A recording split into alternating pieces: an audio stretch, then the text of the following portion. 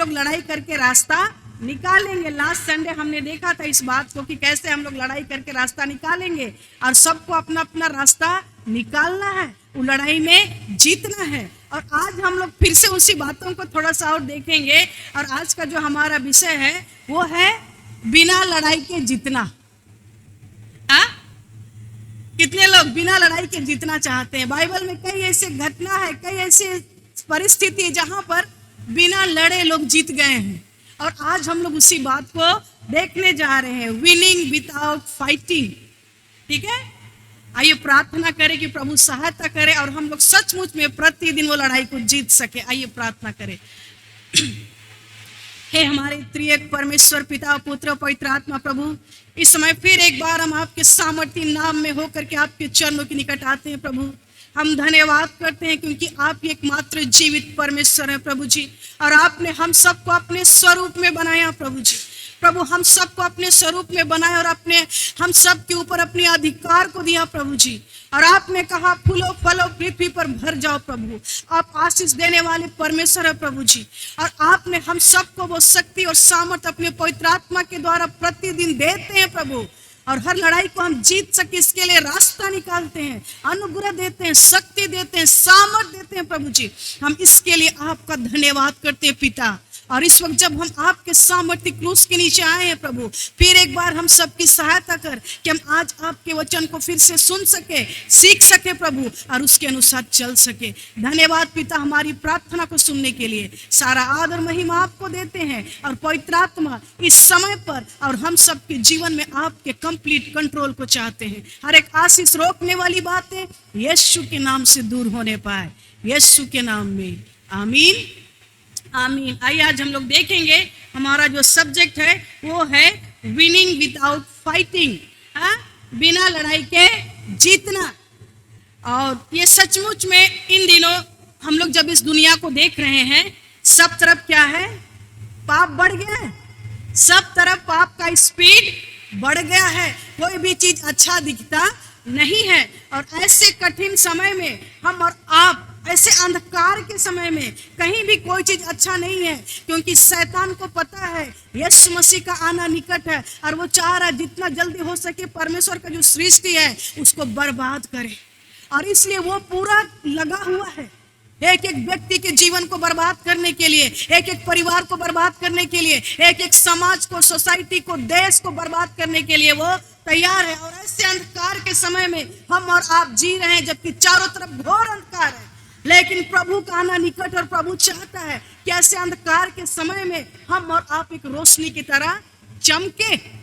ये प्रभु का प्लान है, ये हमारा आपका जीवन का उद्देश्य है। परमेश्वर इसलिए हमको और आपको बनाया है कि हम इस अंधकार में एक रोशनी, एक ज्योति की तरह चमकेंगे और हर लड़ाई पर विजय प्राप्त करेंगे। लेकिन ये कैसे होता है?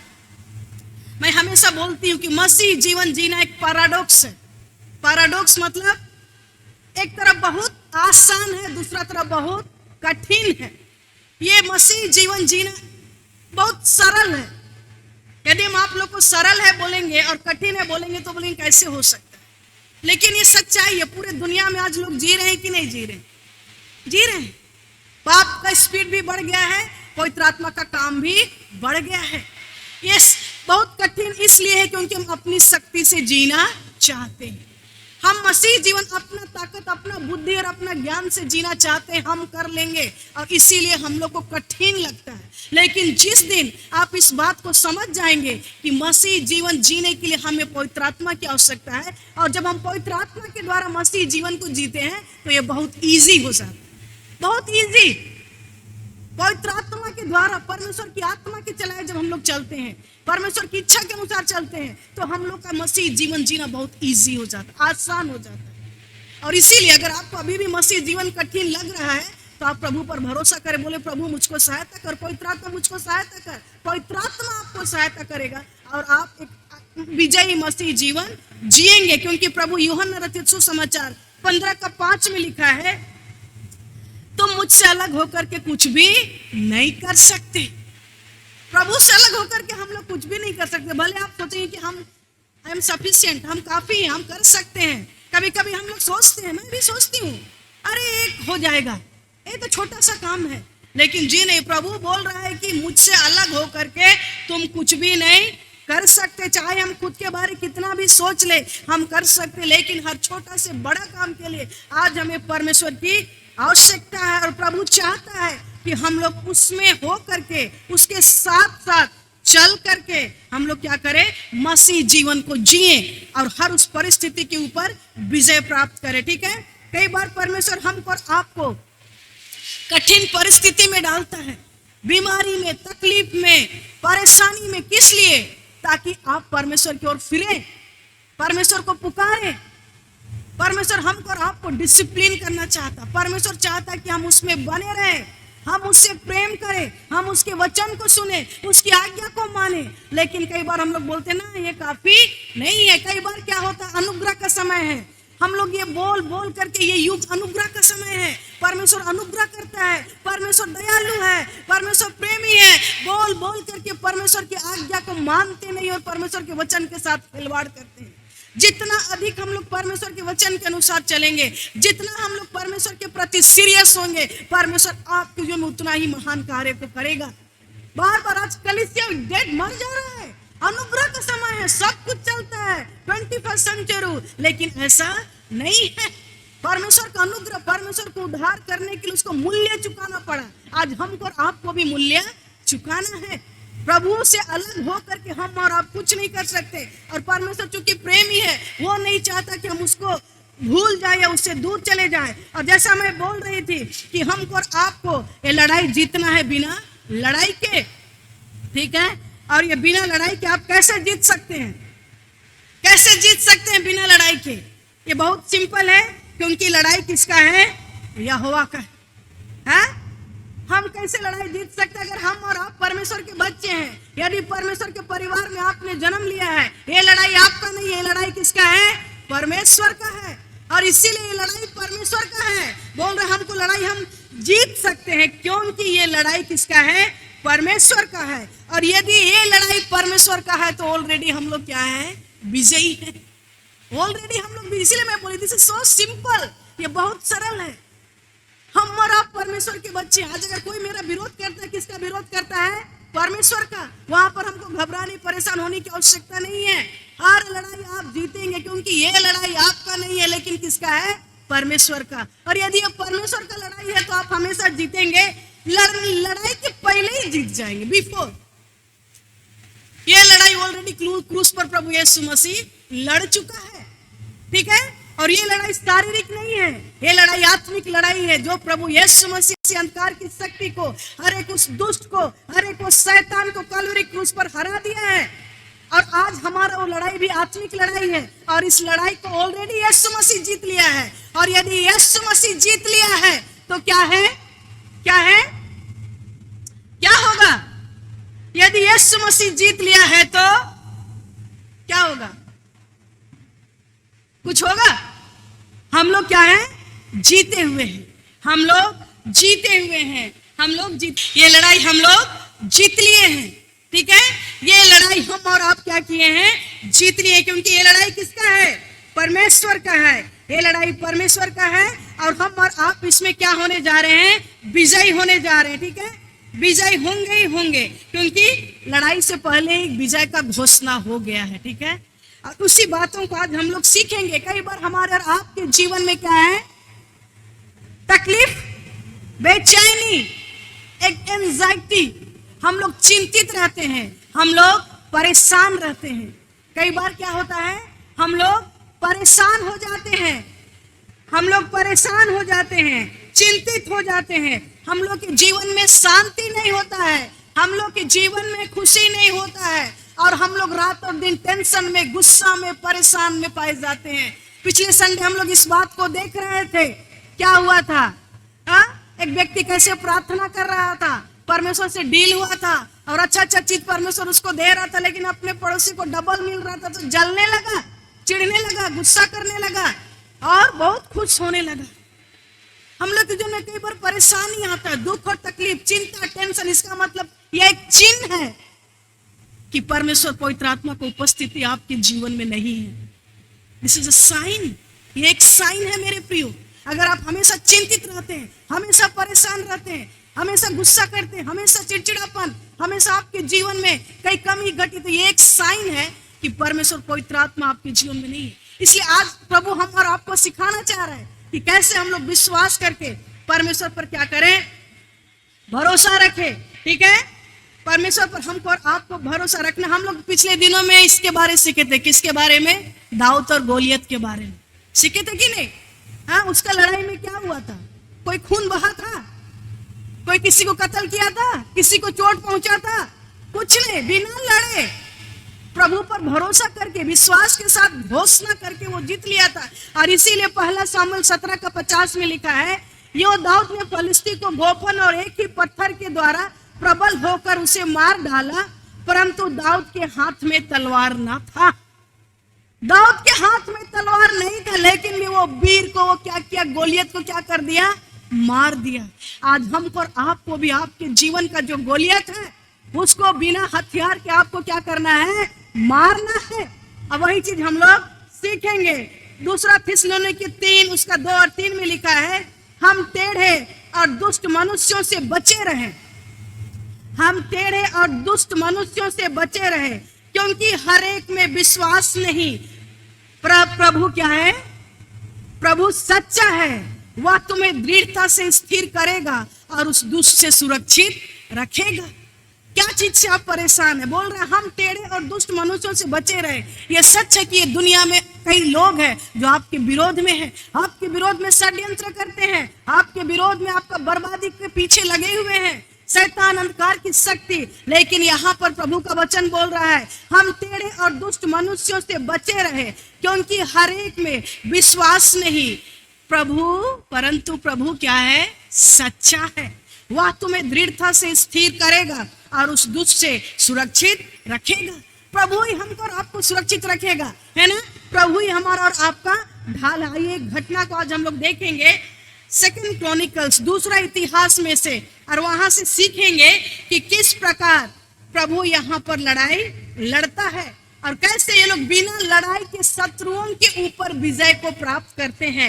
दूसरा इतिहास बाइबल में से देखेंगे, दूसरा इतिहास 20 और यहाँ पर बहुत अच्छा कहानी है, लेकिन हम सच्ची घटना है, हम इसको शॉर्टकट में आप लोग को बतलाना चाहते हैं। ठीक है, मैं पूरा पढ़ूंगी नहीं, लेकिन मेन बात को हम लोग वहां से सुनेंगे, सब कोई ध्यान से सुनेंगे। यहाँ पर क्या है, यहोशापात नाम का एक राजा है। ठीक है, इतिहास में हम लोग जानते हैं, पुराने नियम में राजा लोग क्या करते थे, एक दूसरे राज्य को चढ़ाई करते थे, और जिस तरह से राजाओं के बीच में लड़ाई होता था और जो जीत जाता था उसका वो टेरिटरी मतलब उसका राज्य बढ़ते जाता था। और यहाँ पर वही हो रहा है। यहोशापात जो कि परमेश्वर का भय मानने वाला राजा था, बिना परमेश्वर के एक कदम आगे नहीं चलता था, वो राजा यहोशापात के ऊपर चढ़ाई करने आए। ठीक है, 20 का 1 से हम लोग नहीं पढ़ेंगे, 2 पढ़ते, ध्यान से सुनेंगे। तब लोगों ने आकर यहोशापात को बता दिया कि ताल के पार से एदोम देश की ओर से एक बड़ी भीड़ तुझ पर चढ़ाई कर रही है, और देख वह हससोनमस तक, जो एन नदी भी कहलाता है, पहुंच गई है। ये भीड़ यहोशापात के ऊपर चढ़ाई करने के लिए आ रही है, बहुत बड़ा भीड़।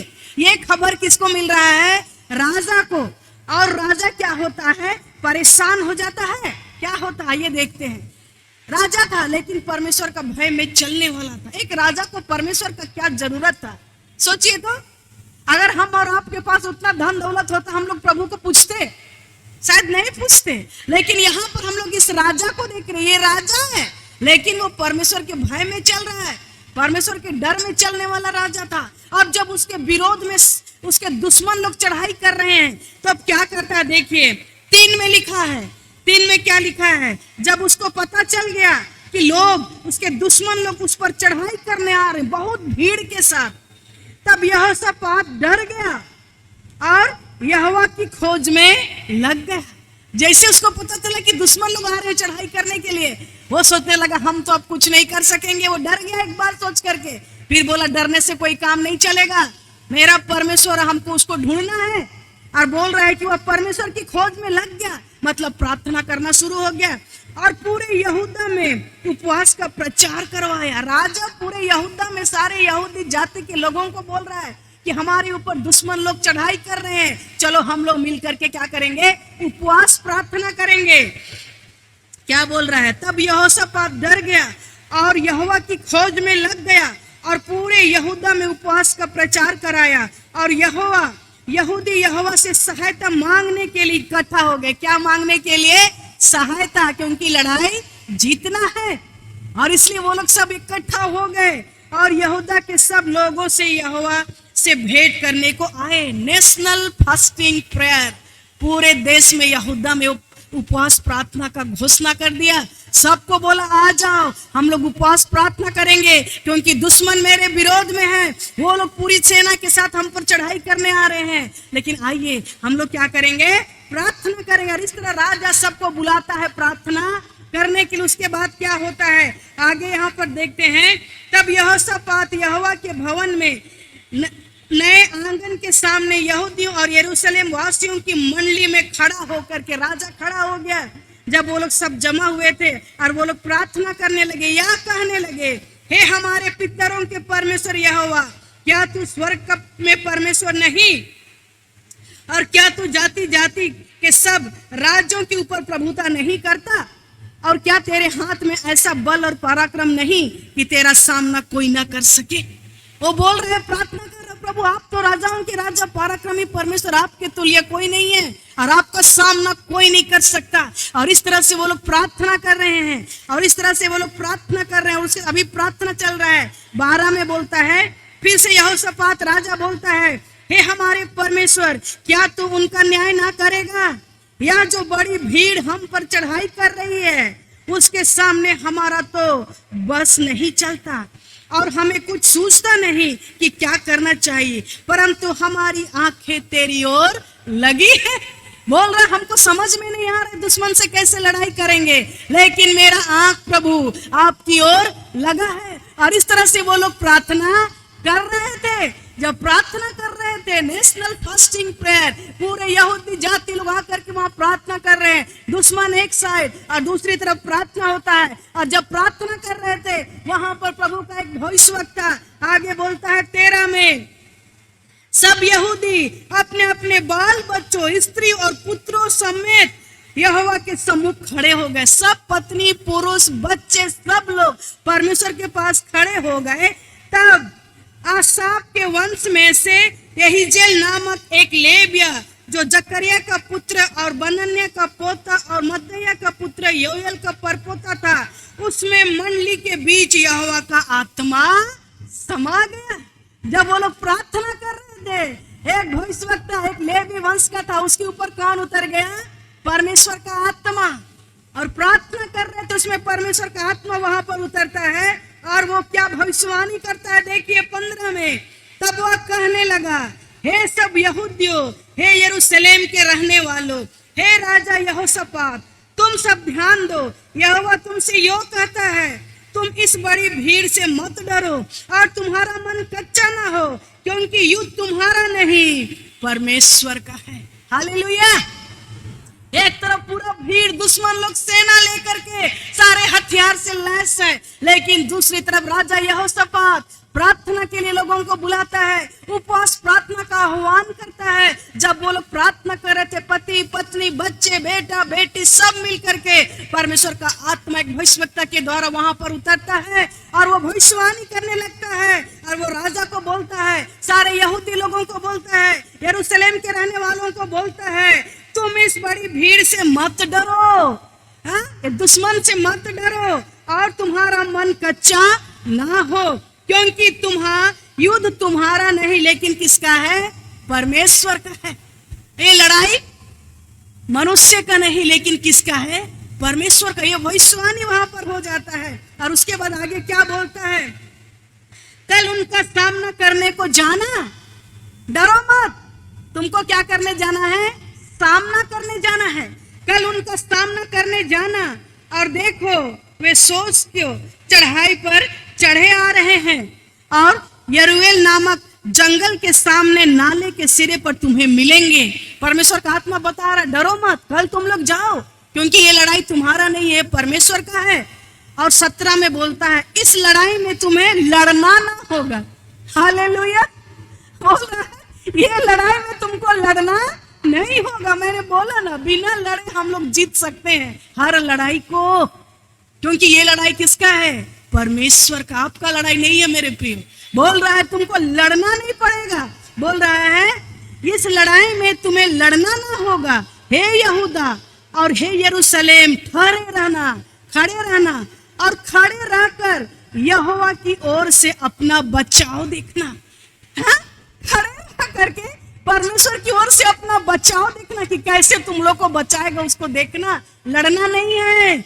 आज हम लोग कितना लड़ लड़ के थक रहे हैं कि नहीं? प्रभु कैसे होगा?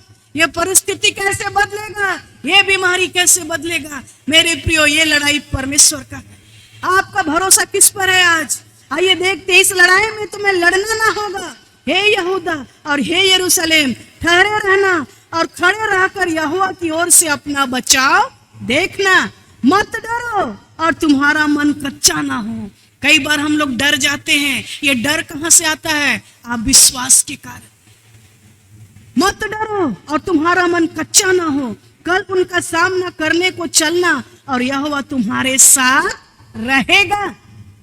मैं बार बार बोलती, हम और आप भले प्रभु को भूल जाएं, छोड़ दे, लेकिन वो कभी नहीं छोड़ेगा। इस बात को आपको स्मरण रखना है। चाहे कितना भी कठिन परिस्थिति क्यों ना हो, परमेश्वर आपके साथ रहेगा, क्योंकि वो जीवित परमेश्वर है। और वो बोल रहा है मत डरो और तुम्हारा मन कच्चा ना हो। कल उनका सामना करने को चलना और यहोवा तुम्हारे साथ रहेगा। परमेश्वर उनके साथ रहेगा। कोई हथियार शस्त्र से बड़ा हमारा परमेश्वर है। God is enough. परमेश्वर काफी है हर लड़ाई को जीतने के लिए, क्योंकि ये लड़ाई किसका है? परमेश्वर का। उसके बाद क्या होता है? पहला राजा क्या बोलता है? तब यहोशापात भूमि की ओर मुंह करके झुका और सब यहूदी और यरूशलेम के निवासी ने यहोवा के सामने गिरकर यहोवा को दंडवत किया। प्रार्थना कर रहे थे, भविष्यवाणी हो गया, कल तुमको जाना है लड़ाई में, डरना नहीं है। तुम खड़े खड़े परमेश्वर का उद्धार को देखोगे। जब ये वचन मिल गया उनको, वो लोग दंडवत करते हैं, पूरे भक्ति के साथ परमेश्वर के सामने झुक जाते हैं। राजा, सैनिक, सेना, बच्चे, बूढ़े सब लोग झुक जाते हैं। हाँ, यहोवा के सामने गिरकर यहोवा को दंडवत किया। क्या किया? उसके बाद क्या होता है?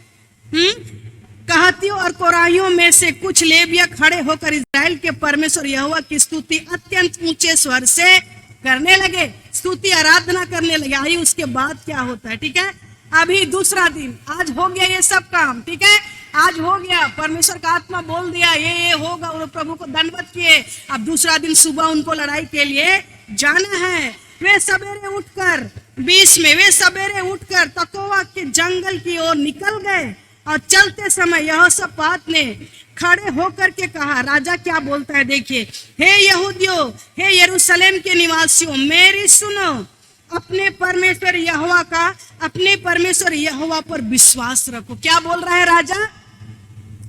सुबह सुबह लड़ाई के लोग निकल गए हैं, लड़ाई के मैदान में जा रहे हैं, रास्ते में हैं। राजा बोल रहा है कि तुम लोग विश्वास करो परमेश्वर पर और स्थिर रहो। अपने परमेश्वर यहोवा पर विश्वास रखो, तब तुम स्थिर रहोगे।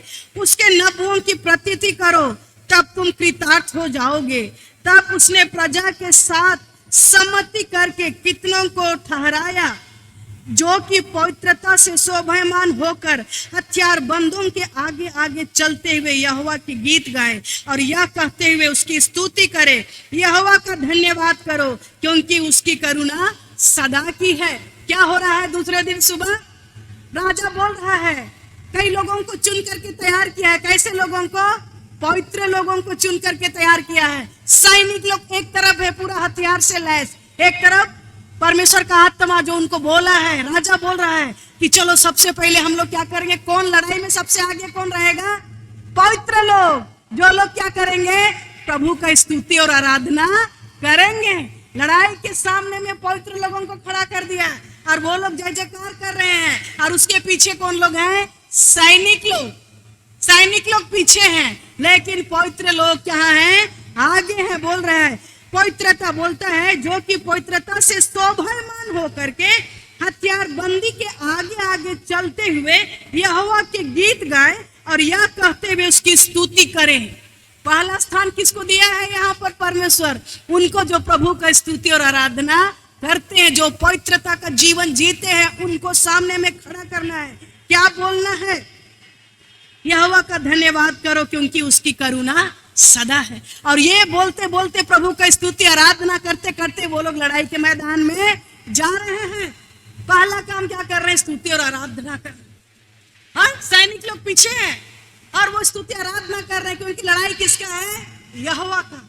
विश्वास में स्थिर रहो, खड़े रहो और वो क्या करेगा? हमको लड़ाई में जीतने देगा। और यहाँ पर जब वो लोग यहोवा का धन्यवाद कर रहे थे और उसकी करुणा का बड़ाई कर रहे थे, देखिए 22 में क्या होता है। जिस समय वे गा करके स्तुति करने लगे, उसी समय जब ये लोग इधर स्तुति कर रहे थे, आराधना कर रहे थे, यहोवा का नाम का बड़ाई कर रहे थे, इधर में स्तुति आराधना चल रहा है, इधर में सैनिक लोग हैं और दुश्मन लोग उधर कोना में है और परमेश्वर उधर में काम शुरू कर दिया।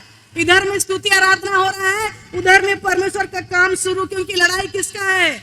यहोवा का है। बोलता है उसी समय यहोवा ने अम्मोनियों, मोआबियों और सेईर के पहाड़ी देश के लोगों पर जो यहूदा के विरोध आ रहे थे, घातकों को बैठा दिया।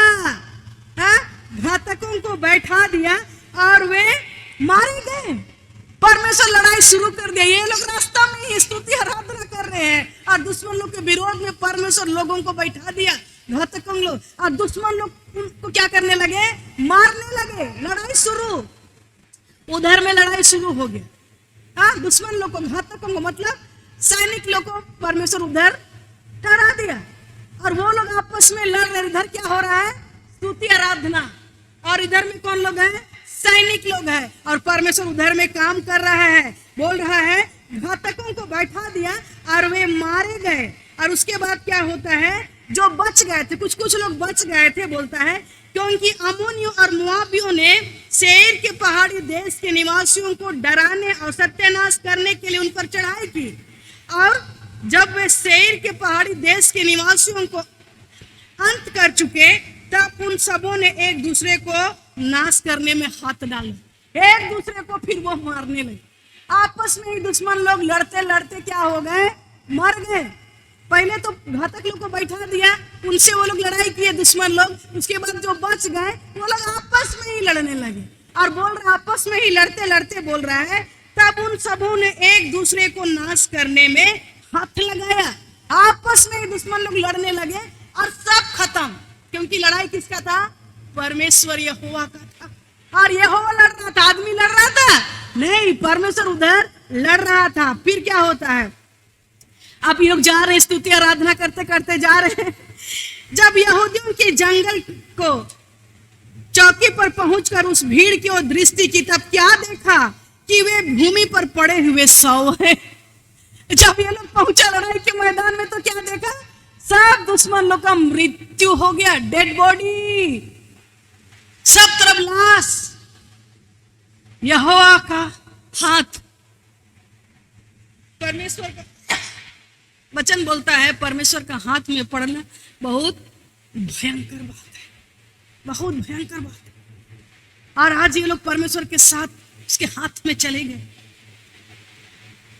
जब यहूदियों ने जंगल की चौकी पर पहुंचकर उस भीड़ की ओर दृष्टि की, तब क्या देखा कि वे भूमि पर पड़े हुए शव हैं और कोई नहीं बचा।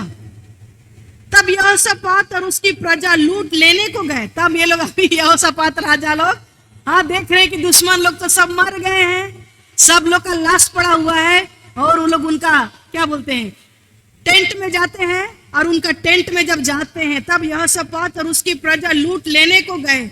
और शवों के बीच बहुत सी संपत्ति और मन भावने गहने मिले।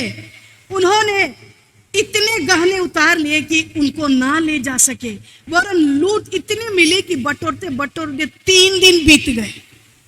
हालेलुया। दुश्मन लोग तो हार गए, सब मर गए। इतना धन और संपत्ति उनका टेंट में था, बटोरते बटोरते 3 दिन। सोना चांदी गहना खाना पीना सब कुछ किनका हो गया? राजा यहोशापात का। सिर्फ सोना चांदी नहीं, पूरा देश जिस क्षेत्र में वो लोग थे वो राज्य भी वो क्या कर लिया, जीत लिया। ये है यहोवा का लड़ाई। हाँ, ये है यहोवा का लड़ाई। तुमको लड़ना नहीं पड़ेगा, परमेश्वर तुम्हारी लिए लड़ेगा। देखिए यहाँ पर शारीरिक लड़ाई, पुराना नियम में सब कुछ शारीरिक होता था, लेकिन आज हर लड़ाई क्या हो गया है, आत्मिक रीति से हो गया है, क्योंकि हम लोग पवित्र आत्मा के युग में हैं। और आज वही पवित्र आत्मा हमको और आपको हर एक लड़ाई के ऊपर विजय देना चाहता है। आज हमको किसी दुश्मन को तलवार से मारने की आवश्यकता नहीं है जैसे यहाँ पर लोग मार रहे हैं, लेकिन आज हमको उस अंधकार की शक्ति को, हम लोग पिछले दिनों में देखे थे कि कैसे हमको पूरा हथियार से लैस होना है, और उस लैस हुए हथियार से उस आत्मा अंधकार की जो शक्ति है, दुष्ट की जो ताकत है, उसको हम लोग को हराना है। और वो लड़ाई किसका है, परमेश्वर का। और वो लड़ाई परमेश्वर जीतेगा। आप कभी घाटे में नहीं रहेंगे। आपका विश्वास, आपका जीवन मैटर करता है कि आपका जीवन कैसा है। क्या पवित्र आत्मा परमेश्वर आपके साथ है? क्या आप परमेश्वर के वचन के अनुसार चल रहे हैं? क्या प्रभु आपके जीवन में है? यदि परमेश्वर आपके जीवन में नहीं है, पवित्र आत्मा नहीं है, आप हर लड़ाई को हारेंगे। आप हर लड़ाई हारेंगे मेरे प्रियो। और इसीलिए परमेश्वर चाहता है कि हम लोग हर लड़ाई को जीते। और मैंने कहा हम लोग लड़ाई जीतेंगे बिना लड़ाई के। ये लोग लड़े, किसी को कुछ चोट पहुंचा, किसी का खून बहा नहीं, आपस में दुश्मन लोग लड़के खत्म हो गए। इनको एक भी चोट नहीं पहुंचा, क्योंकि परमेश्वर उनके लिए लड़ाई किया। चोट तो नहीं पहुंचा, ऊपर से इतना सारा धन और दौलत, इतना सारा कितना कुछ। परमेश्वर का आशीष ऐसे ही है। हर लड़ाई के पीछे परमेश्वर का क्या है, आशीष है। जब भी आपके जीवन में ट्रायल्स आता है, टेम्पटेशन आता है, परीक्षा आता है, दुख आता है, संकट आता है, आपको क्या करना है, उसमें विजयी होना है। वो गोलियत को हम लोग देखे थे कि कैसे गोलियत को भी दाऊद मार दिया, बिना हथियार के, बिना तलवार के। किस पर भरोसा करके, परमेश्वर पर भरोसा करके। आज आपको और हमको भी उस परमेश्वर पर भरोसा करना। और जैसे यहाँ पर हम लोग देखे, राजा क्या किया, पहला काम प्रार्थना, उपवास और प्रार्थना करने लगा। आज जब समस्या आएगा हमारे जीवन में, हमको और आपको क्या करना है, प्रार्थना करना है। हम लोग बार बार प्रार्थना करना बंद कर देते हैं और परमेश्वर को दोष लगाते हैं। ऐसा नहीं होगा। हमको और आपको सीरियस होना है परमेश्वर के प्रति, चाहे प्रार्थना करने का मन करे चाहे नहीं करे। बोला मत डरो। आज हमें परिस्थिति से डरना नहीं है, घबराना नहीं है, क्योंकि लड़ाई किसका है, यहोवा का है। लेकिन आपको क्या करना है, आगे बढ़ना है, परिस्थिति से भागना नहीं है। यू हैव टू फेस, आपको फेस करना हर परिस्थिति को। कभी भी परिस्थिति से डराए नहीं, हाँ, बीमारी से डराए नहीं, हर सिचुएशन से घबराए नहीं, क्योंकि लड़ाई किसका है, यहोवा का है। यदि आप उस पर विश्वास करते हैं, आपको खड़े रहना है और दुश्मन का सामना करना है, क्योंकि परमेश्वर बोला मैं तुम्हारे साथ हूं। और इसीलिए कभी भी डरना नहीं है, ठीक है। हर परिस्थिति में खड़े रहना है परमेश्वर पर विश्वास करके, क्योंकि ये लड़ाई किसका है, परमेश्वर का है। और इस लड़ाई में जब हम लोग जान रहे हैं कि ये परमेश्वर का है, तो लड़ने से पहले ही हम और आप क्या हो जाएंगे, जीत जाएंगे। शैतान आपको छू भी नहीं सकेगा। और इसलिए आइए, जब हम विश्वास के साथ कुछ भी करते हैं, हर लड़ाई में परमेश्वर उसका प्रतिफल हमको और आपको देता है। कभी भी आपको ऐसे ही नहीं रखेगा, आपको अपने प्रतिफल और आशीष से वो क्या करेगा, भरेगा। लेकिन हमारा और आपका कर्तव्य है कि हम और आप क्या करें, परमेश्वर के वचन और विश्वास में आगे बढ़े। प्रभु का वचन बोलता है कि प्रभु में बलवंत बने। पिछले दिन भी सीखे थे कि हम लोग को प्रभु में बलवंत बनना है। Be strong in the lord, प्रभु में बलवंत बनना है। और ये इसका मतलब क्या है, प्रार्थना में बलवंत, वचन में बलवंत, ठीक है। बलवंत बनना मतलब परेशानी से डरना नहीं, दुश्मन को देख करके घबराना नहीं, परिस्थिति को देख करके घबराना नहीं, लेकिन उसमें क्या होना, फेस करना, गुजरना। क्यों, क्योंकि आपके साथ कौन है, परमेश्वर।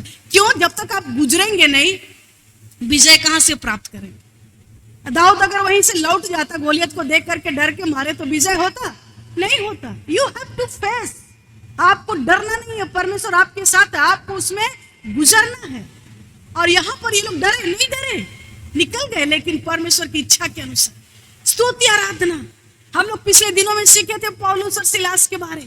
वो लोग कैसे जीत गए, कितना बड़ा बंधन में थे, उनके पास कोई हथियार था नहीं था, पूरा हाथ पैर बंधा हुआ था, लेकिन एक हथियार था। वो हथियार क्या था, स्तुति और आराधना, मुंह खाली था, आपका मुंह को कोई बंद नहीं कर सकता।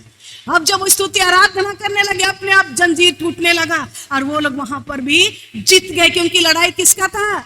यहोवा का था। आज हमारा और आपका लड़ाई यहोवा का, आपका लड़ाई नहीं है। कभी मत सोचे लड़ाई हम अपना बल से करेंगे, जी नहीं। जो भी लड़ाई, जो भी परिस्थिति, जो भी बीमारी, आपको इस बात को जानना है कि मेरा प्रभु यीशु मसीह के नाम में सामर्थ है। हमेशा प्रभु यीशु मसीह के लहू का घोषणा करे, क्योंकि यीशु मसीह का लहू में वो सामर्थ है। और यदि शैतान डरता है तो वो प्रभु यीशु का लहू और उसके नाम से हर लड़ाई में उसको घोषणा करे, हर परिस्थिति में प्रभु के लहू का छिड़काव करे, हर परिस्थिति में प्रभु का स्तुति आराधना करे, हर परिस्थिति में प्रभु के आराधना करे, वचन के अनुसार चले। और तब जाकर के क्या होगा? परमेश्वर आपके लिए लड़ेगा और बिना लड़े आप क्या हो जाएंगे? जीत जाएंगे। हर परीक्षा में सफल होंगे, हर परिस्थिति के ऊपर विजय होंगे। हर कोई के जीवन में कोई ना कोई गोलियत रहता है, ठीक है? हर कोई के जीवन में कोई ना कोई गोलियत रहता है। आपको चेक करना, आपके जीवन का गोलियत कौन है, जिसको आपको मारना है, जो आपके सामने खड़ा है, आपको उसको मार के गिराना है, तभी आप आगे बढ़ सकते, क्योंकि वो रोका हुआ है, वो आपके सामने खड़ा है।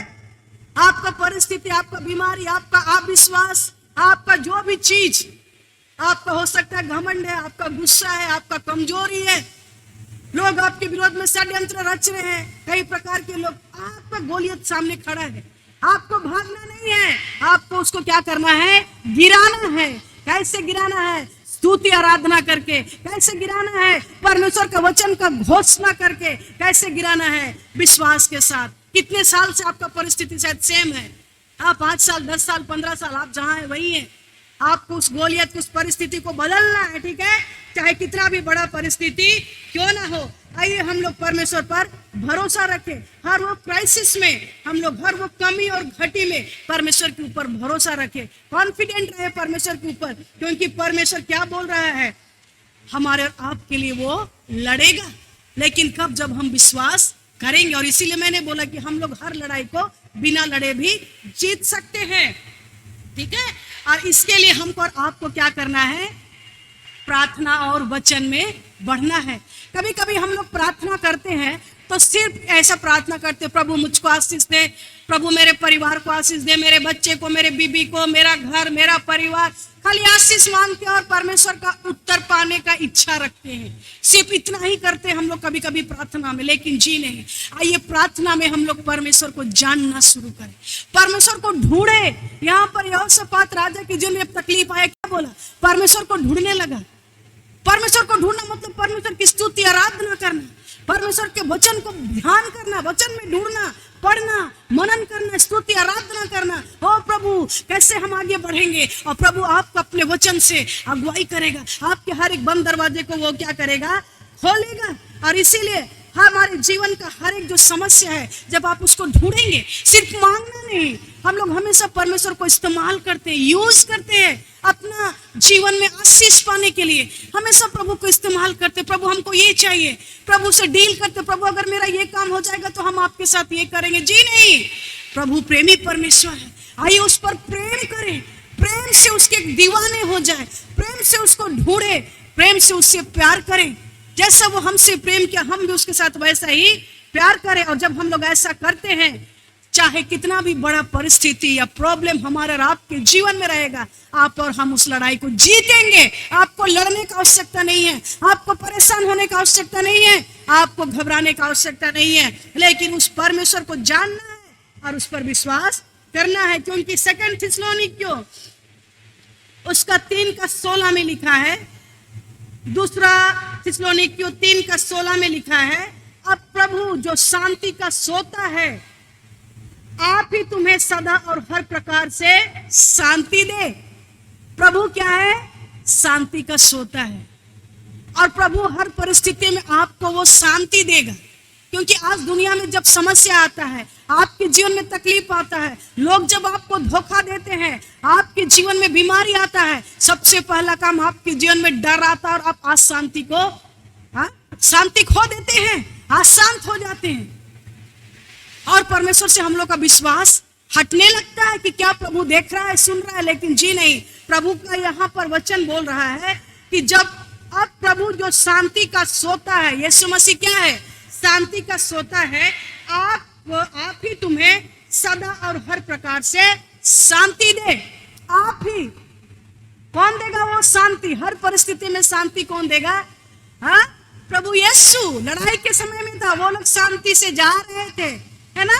इतना बड़ा दुश्मन था, डरे नहीं डरे, प्रभु का स्तुति आराधना करके जा रहे थे। आपके जीवन में जब तकलीफ आएगा, प्रभु का वचन बोल रहा है कि वो शांति का सोता है हमारा पिता, और वो शांति सदा, हाँ, सदा मतलब सदा, ऑलवेज, हमेशा, वो हमेशा देगा वो शांति। ऐसा नहीं कि आज वो शांति कल नहीं रहेगा, ऐसा नहीं है। एवरी डे आपके जीवन में वो परमेश्वर का शांति होगा। प्रभु बोल रहा है, आप प्रभु जो शांति का सोता है, आपको तुम्हें क्या करेगा? अपनी शांति सदा देगा, और हर प्रकार से, हर प्रकार से, हर तरह का, ऑलवेज, हमेशा, हर प्रकार से, एवरी टाइम, एवरी सिचुएशन में, एवरी, हर तरीके से, हर प्रकार से, हमेशा वो आपको शांति देगा, चाहे आपका समस्या कितना भी बड़ा क्यों ना हो। आइए उस परमेश्वर पर भरोसा रखिए, क्योंकि वो लड़ाई किसका है? परमेश्वर का, आपका नहीं है। लेकिन वो कब लड़ेगा? जब आप प्रभु को ढूंढेंगे, प्रार्थना करेंगे, विश्वास करेंगे, और जितना अधिक आप परमेश्वर के प्रति सीरियस होंगे, परमेश्वर आपके प्रति भी सीरियस होगा। इसलिए आइए हम लोग परमेश्वर पर भरोसा रखें, हर उस दैनिक जीवन के लिए, हर व्यक्तिगत जीवन के लिए, व्यक्तिगत आशीष के लिए, और व्यक्तिगत सामर्थ्य के लिए, व्यक्तिगत परिवर्तन के लिए, अपने परिवार के लिए, और प्रभु से कहें, प्रभु मेरे जीवन में एक नया काम कर प्रभु जी। मैं ये लड़ाई लड़ के थक चुकी हूँ प्रभु जी, मुझको इस लड़ाई से प्रभु जीतना है प्रभु जी, इस परिस्थिति से निकलना है परमेश्वर पिता। यह परिस्थिति मेरे पीछे पीछे आ रहे प्रभु, ये पाप मेरे पीछे पीछे आ रहे परमेश्वर पिता, मुझको आजाद कर प्रभु यीशु। हर एक पाप को प्रभु, जो प्रभु मेरे जीवन में प्रभु अपने लहू से धो करके शुद्ध और पवित्र कर प्रभु जी। हर एक बीमारी से मुझको आजाद कर प्रभु जी, आपके लहू में वो सामर्थ्य प्रभु, अपने लहू से हमें धो करके शुद्ध कर प्रभु जी। आपके कोड़े खाने से चंगे होते हैं प्रभु जी, आपका चंगाई हमारे जीवन में कार्य करने पाए प्रभु, हर एक प्रकार का लड़ाई हम जीतने पाए प्रभु, क्योंकि ये लड़ाई पिता आपका है प्रभु जी। सहायता कर पवित्र आत्मा, हर एक परिस्थिति में हम आप पर भरोसा रखने पाए, हर एक परिस्थिति में हम आप पर विजय पाने पाए प्रभु जी, आपके नाम से, आपके सामर्थ्य से प्रभु जी। पाप के ऊपर विजय, बीमारी के ऊपर विजय, परिस्थिति के ऊपर विजय प्रभु जी, एक एक के सिचुएशन के ऊपर विजय, हर एक को दर्द, हर एक को तकलीफ, हर एक को लॉस के ऊपर विजय परमेश्वर पिता। ओ प्रभु जी, हर एक को दुश्मन के षड्यंत्र के ऊपर विजय प्रभु जी। एक एक परिस्थिति को हम आपके हाथ में देते हैं प्रभु जी, हमारे प्रमोशन के ऊपर विजय प्रभु जी, ऑफिस में जो भी प्रॉब्लम है प्रभु उसके ऊपर विजय प्रभु जी, परिवार की समस्या के ऊपर विजय परमेश्वर पिता। ओ प्रभु जी, हर एक नशा के ऊपर विजय प्रभु जी, हर एक व्यभिचार के ऊपर विजय परमेश्वर पिता, हर एक उस गुस्सा के ऊपर विजय प्रभु जी। ओ पवित्र आत्मा के जीवन को अपने हाथ में ले प्रभु। और इस वक्त हम आपके सामर्थ्य क्रूस के नीचे आते हैं परमेश्वर। पवित्र आत्मा, आप हम सबके जीवन को अपने हाथ में ले प्रभु जी, और जिस प्रकार आपने राजा के साथ प्रभु जी उसकी लड़ाई में आपने विजय को प्रदान किया प्रभु जी, सिर्फ विजय ही नहीं प्रभु जी, लेकिन धन दौलत देकर भी आशीष को दिया प्रभु जी। सहायता करके हम हर एक उस परीक्षा में प्रभु जी, हर एक को लड़ाई में विजय हो करके प्रभु आपकी बहुतायत की आशीष को हम भी प्राप्त करने वाले होने पाए परमेश्वर पिता। एक एक आशीष जो आपने हम सब के लिए रखा है प्रभु जी, एक एक बहुतायत का चुना हुआ आशीष परमेश्वर पिता, चॉइसेस ब्लेसिंग प्रभु जी हम सबके जीवन में आने पाए प्रभु। सहायता करके हम लड़ाई को जीत सके प्रभु जी। हम सब क्या विश्वास का उपाय कर प्रभु जी, हम सबको विश्वास करने में शक्ति दे, सामर्थ्य दे पवित्र आत्मा, वचन के अनुसार चलने में सहायता कर प्रभु जी, प्रार्थना करने में सहायता कर प्रभु जी। कभी भी हम पाप के साथ कंप्रोमाइज ना करने पाए प्रभु जी, कभी भी गलत काम में प्रभु जी अपने जीवन को इन्वॉल्व ना करने पाए प्रभु, कभी भी हमारे जीवन में प्रभु जी ऐसा काम ना करे जो आपको अच्छा नहीं लगता प्रभु। हर एक वो काम को जो आपको अच्छा लगता वो काम करते हुए प्रभु जी हर एक उस लड़ाई में विजय होने पाए प्रभु। एक एक के जीवन को अपने हाथ में ले प्रभु, हर एक बंधन टूटने पाए, हर एक श्राप टूटने पाए प्रभु जी, हर एक बंद दरवाजे यीशु के नाम से खुलने पाए प्रभु, और आपका आशीष और आपका आपका सामर्थ और आपका चंगाई एक एक जीवन में राज्य करने पाए प्रभु जी। धन्यवाद धन्यवाद धन्यवाद प्रभु जी, हमारी प्रार्थना को सुनने के लिए धन्यवाद, एक एक जीवन को अपने हाथ में लेने के लिए प्रभु।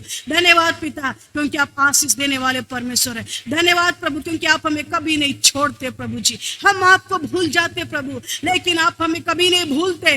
आपने कहा एक माँ अपने बच्चों को भूल जाती, लेकिन मैं तुझे कभी नहीं भूलता। देख मैंने तेरे नाम को अपनी हथेली पर लिख करके रखा है, तू मेरा है। हालेलुया। ओ प्रभु, हम आपके कहलाने पाए प्रभु जी। ओ धन्यवाद प्रभु, आपने हमें एक एक को नाम ले लेकर के बुलाया प्रभु जी। ओ इसके लिए आपका धन्यवाद करते प्रभु। हम एक एक को चुना है प्रभु, इसके लिए आपका धन्यवाद करते हैं। धन्यवाद फिर एक बार हम सबके जीवन को अपने हाथ में लेने के लिए। सारा आदर और महिमा हम आपको देते हैं प्रभु जी, और आपने हमारी प्रार्थना को सुना है पिता, इसके लिए आपका धन्यवाद करते हैं। धन्यवाद पवित्र आत्मा अपनी उपस्थिति को देने के लिए। धन्यवाद प्रभु यीशु, सारा आदर और महिमा हम आपको देते हैं। प्रार्थना को मांगते हैं त्रिएक परमेश्वर पिता पुत्र और पवित्र आत्मा के नाम से, आमीन आमीन। प्रभु आप सबको आशीष दे। आमीन।